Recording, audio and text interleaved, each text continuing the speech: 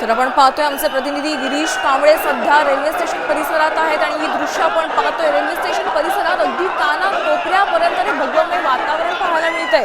सध्या ही रेल्वे स्टेशनची दृश्य आपण पाहतोय 15 दिवसांची तयारी करून आलोय असं आंदोलकांनी म्हटलेलं आहे आणि ही गर्दी अगदी आवाक्याबाहेर गेलेली आहे आणि गर्दीवर नियंत्रण आणण्यासाठी पोलिसांची देखील दमछाक होताना आपल्याला या दृश्यांमधून बघायला मिळते। सध्या मराठा आंदोलक रेल्वे स्टेशन परिसरात पोहोचलेले आहेत। सीएसएमटी स्थानकाचा परिसर मराठा आंदोलकांनी फुलून निघालाय। प्रत्येकानं असं भगवं उपरण परिधान केलंय। कानाकोपऱ्यात मराठा बांधव आपल्याला बघायला मिळतंय। केवळ मराठा समाजाला ओबीसी प्रवर्गातून आरक्षण मिळावं या मागणीसाठी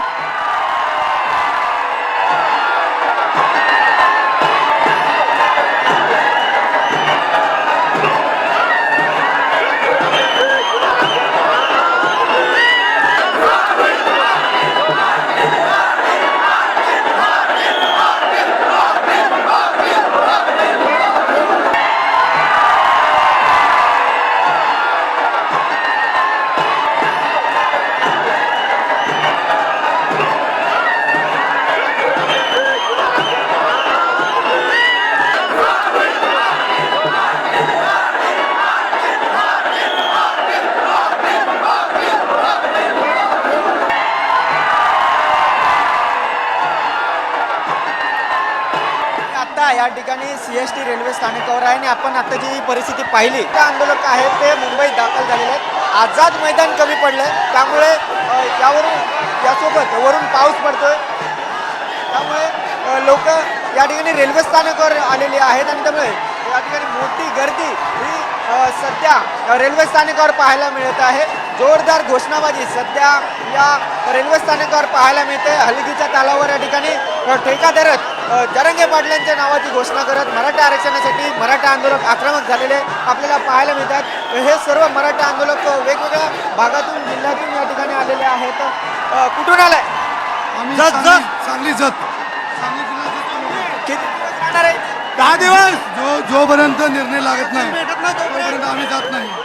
आज मैदानात गेला होता तुम्ही? हो जाऊन आलो। चिखल आहे, काही व्यवस्था केलेली नाही, सोय केलेली नाही आणि सरकारने जाणून बघून मराठ्यांची गैरसोय केलेली आहे।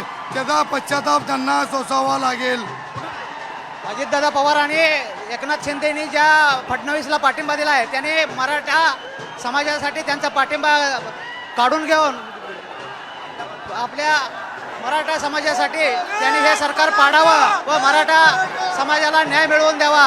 मराठा जे आमदार फडणवीसला पाठिंबा द्यायला लागलेत त्यांनी कसल्याही परिस्थितीत मराठा आरक्षणाच्या मुद्द्यावर त्यांचा पाठिंबा काढून मराठा समाजाला दिलासा द्यावा व आरक्षण आपल्या पदरात पाडून घ्यावं। त्यांना मराठा समाज कधीसुद्धा विसरणार नाही हे मी सर्व समाजाच्या वतीनं या ठिकाणी आपण जर संपूर्ण परिसर पाहिला रेल्वे स्थानकाचा तर या ठिकाणी मराठा आंदोलक हे रेल्वे स्थानकापर्यंत पोहोचलेले आहेत। सकाळपर्यंत आझाद रेल्वे स्थानकात आलेले आहेत।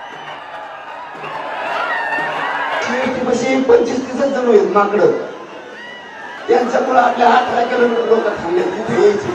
ते 2% सुद्धा लोकांना दिलं 98% बाहेर आणखी मुंबईत यायचे। त्या भागात पोरामुळे कोणी झालं ते सरपंच सांगायला गेलं त्याला उलट बोललं याचा अर्थ आपल्यातला नाही कारण सरपंच सगळ्या महाराष्ट्राच्या जवळपास लोकांना आंदोलकाला ओळखीत आहे। ते माघारी बोलता याचा अर्थ ते आपल्या आंदोलनातला नाहीये आणि आंदोलनातला असलं ते 1 मिनिटच म्हणलं असतं आणि तुम्ही सांगता नाही झाला।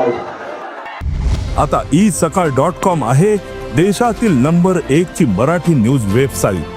प्रत्येक अपडेटसाठी isakal.com ला नक्की भेट द्या।